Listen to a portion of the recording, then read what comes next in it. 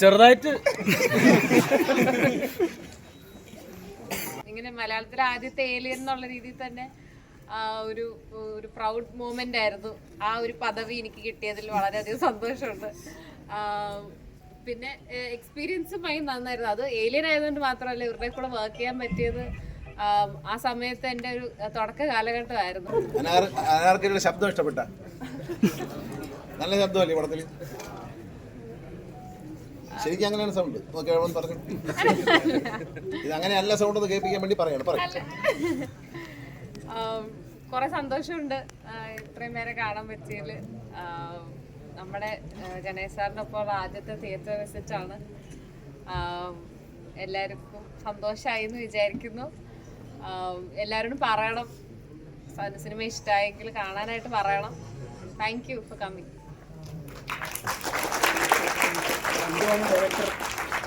ഇതാണ് നമ്മുടെ ഡയറക്ടർ അരുൺ ചന്ദ്.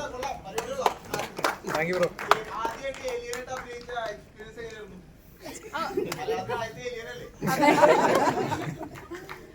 ഭയങ്കര നല്ല എക്സ്പീരിയൻസ് ആയിരുന്നു. കാര്യം അപ്പം ഇത്രയും വലിയ ആക്ടേഴ്സിന്റെ കൂടെ വർക്ക് ചെയ്യാൻ പറ്റിയത് ഒരു വളരെ വലിയൊരു എക്സ്പീരിയൻസ് ആയിരുന്നു. അത് ഭയങ്കര രസമായിരുന്നു ഷൂട്ട് ചെയ്യുന്നതൊക്കെ.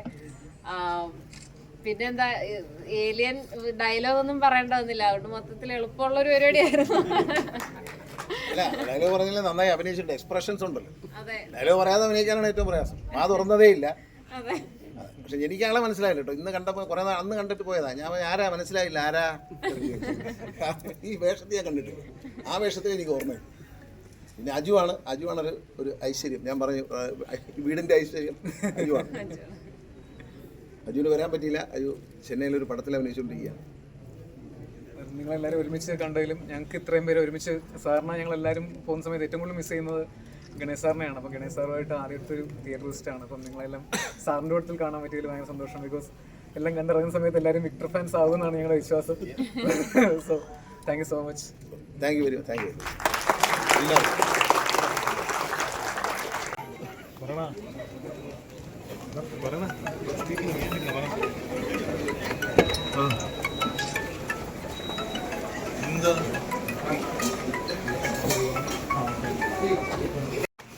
എന്തെങ്കിലും ചോദിക്കാനുണ്ടെങ്കിൽ ചോദിച്ചോ.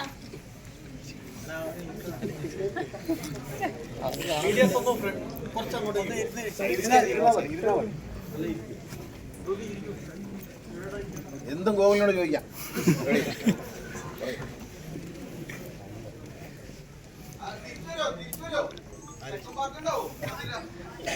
ഈ പടം നിങ്ങളൊക്കെ കണ്ട് നല്ല അഭിപ്രായം പറഞ്ഞ് വിജയിച്ചാൽ സാധ്യതയുണ്ട്. എന്തോ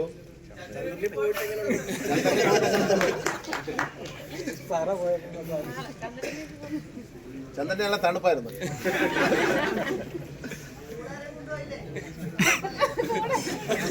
ആരും വന്നില്ല.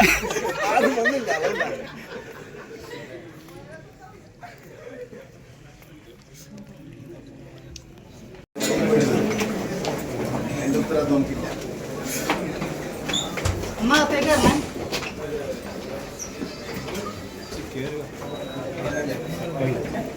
സൈഡിലേക്ക്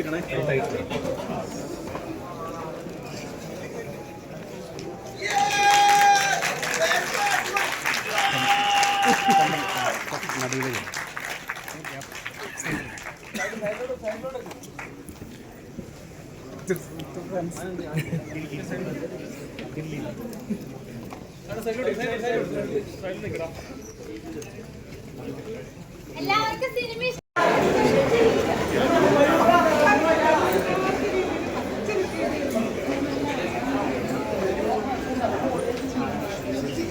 രണ്ടാമത്തെ പടമാണ്.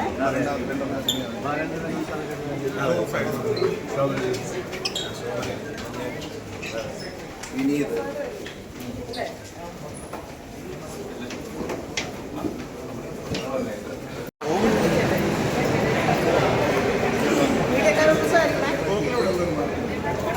ഗോകുലോടെ